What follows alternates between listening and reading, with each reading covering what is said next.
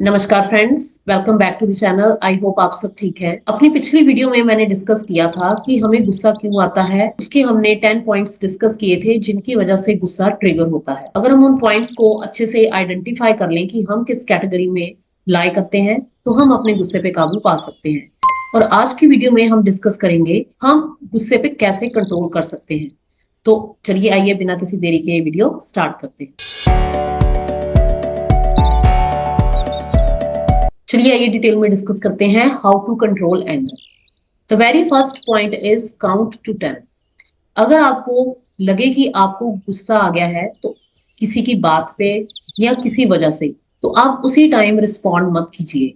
आप अपने माइंड में गिनती शुरू कर दीजिए 1 से लेके 10 तक। तब तक सिचुएशन में थोड़ा सा गैप पड़ जाएगा, आप इंस्टेंटली आर्गुमेंट में इन्वॉल्व नहीं होंगे और थोड़ा डिले आने की वजह से माहौल ही पूरा का पूरा बदला जा सकता है। तो जब भी गुस्सा आए सबसे पहले आप 1 से 10 तक गिनती शुरू कर दीजिए और अगर सामने वाला चुप नहीं हो रहा तो आप फिर से इस लूप को कंटिन्यू रखिए 1 to 10 तक। तो आप अपने गुस्से पे कंट्रोल कर सकते हैं rather than responding instantly to the situation. The next important point is recognise the signs. आपको अपने साइन आइडेंटिफाई करने होंगे, चाहे वो इमोशनल साइन है या फिजिकल साइन है।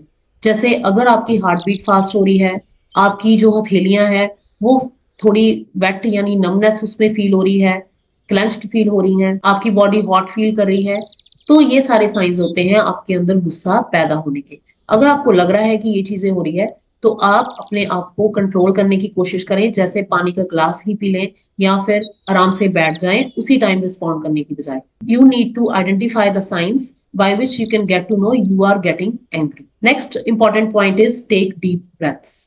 जब आपको ज्यादा गुस्सा आ गया हो और या आप आर्गुमेंट में इन्वॉल्व हो गए हो तो आप लंबे लंबे सांस लीजिए, आप आराम से बैठ जाइए और लॉन्ग ब्रीदिंग कीजिए, ब्रीद इन ब्रीद आउट। तो उससे आपका गुस्सा शांत होने में आपको बहुत ज्यादा हेल्प मिलेगी। ये प्रैक्टिस मैंने खुद भी ट्राई की हुई है, इससे आपको बहुत ज्यादा फायदा होता है। जब हम ब्रीद इन ब्रीद आउट करते हैं तो हमारे जो मसल्स हैं वो काम हो जाते हैं और हमें हम इंटेंस फीलिंग से बाहर आ जाते हैं। और ब्रीद इन ब्रीद आउट के टाइम पे आपको ब्रीद इन स्मॉल करना है और ब्रीद आउट लॉन्ग करना है, ताकि जो गुस्से वाली फीलिंग है आपके अंदर से एक्सक्रीट हो जाए, आपके अंदर से आउट हो जाए। Next important point is use relaxation techniques. अगर आपको गुस्सा ज्यादा आता है तो आप मेडिटेशन प्रैक्टिस कीजिए, एक्सरसाइजेस कीजिए या फिर योगा प्रैक्टिस कीजिए। अगर आपके पास इन सभी के लिए भी टाइम नहीं है तो आप सिंपल स्ट्रेचिंग भी कर सकते हैं ट्वाइस और थ्राइस अ डे, या फिर आप पार्क में जाके वॉक कीजिए। तो इससे भी आपको बहुत ज्यादा बेनिफिट होगा अपना एंगर मैनेज करने के लिए। Next important point is identify triggers. Identify triggers means आपको वो सारे ट्रिगर आइडेंटिफाई करने हैं जिनसे आपको गुस्सा आता है। वो ट्रिगर क्या है? वो लोग भी हो सकते हैं जिनकी बातें सुन के आपको गुस्सा आता है, वो सिचुएशन भी हो सकती है। लेट्स सपोज आपके घर के आगे कोई रोज रोज गाड़ी खड़ी कर देता है या पानी गिरा देता है तो आपको उन बातों से गुस्सा आता है। तो आप उन सिचुएशन को अवॉइड करने की कोशिश कीजिए रादर देन इन्वॉल्विंग इन दो सिचुएशंस इन रूटीन। आप धीरे धीरे करके उसको अवॉइड करें और अपने मन को कहीं और डाइवर्ट करें, तो इससे भी आप अपने गुस्से पे काबू पा सकते हैं। नेक्स्ट है, जब आपको गुस्सा आ रहा हो या घर में या ऑफिस में ऐसा माहौल बन गया हो, then take a time out. Means वहां से उठ के आप बाहर चले जाइए, आप वहीं पे प्रेजेंट मत रहिए, जिससे माहौल चेंज हो जाएगा। जो बोल रहा है वो भी अकेला तो किसी से बहस नहीं कर सकता, तो वो भी चुप हो जाएगा और आप भी बाहर वॉक के लिए चले जाइए या थोड़ी देर के लिए कहीं और मूव कर दीजिए। तो इससे बहुत ज्यादा बेनिफिट होगा माहौल को ठीक करने में और गुस्से को कंट्रोल करने के लिए। Next important point is change your perspective.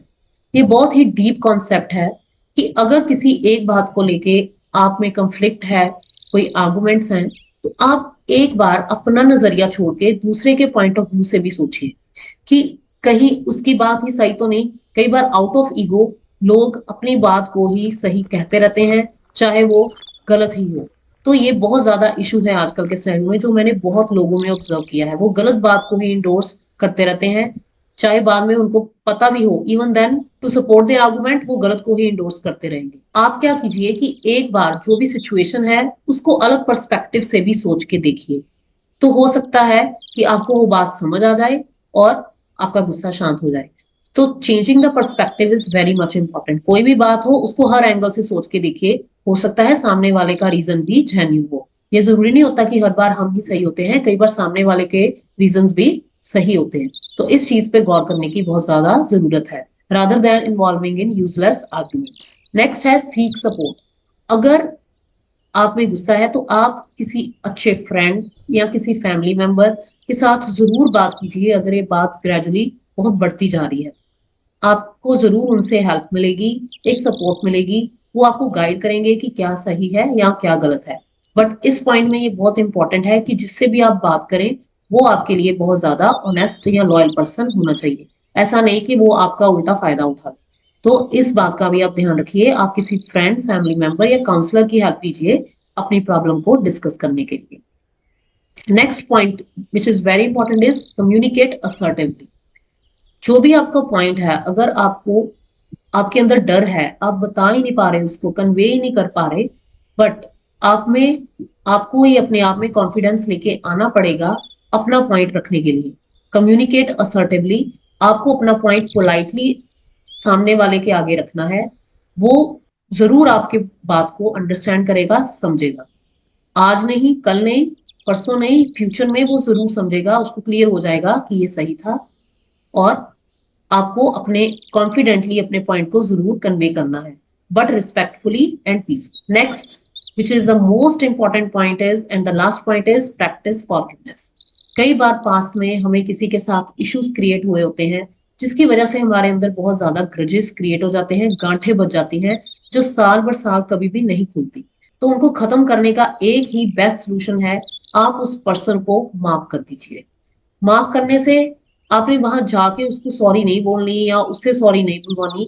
आपने मन में ही उसके बारे में बातें भूल जानी है और उसको माफ कर देना है। और अगर आप गॉड में विश्वास रखते हैं तो अंदर ही अंदर उसके लिए ब्लेसिंग्स जनरेट करनी है कि वो हमेशा अपनी जगह पे खुश रहे और मैं अपनी जगह पे खुश रहूं। उससे क्या होगा कि आपका खुद का मन ही शांत होने लग जाएगा। एक्चुअल में जब आप किसी को फॉरगिव करते हैं तो आप किसी को नहीं, आप खुद को ही फॉरगिव करते हैं और अपने आप को उस वेब से बाहर निकाल लाते हैं।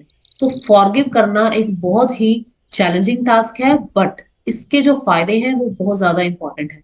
इससे आपके अंदर शांति पैदा हो जाएगी, आप काम एंड पीसफुल रह सकेंगे जब आप किसी को माफ कर देते हैं।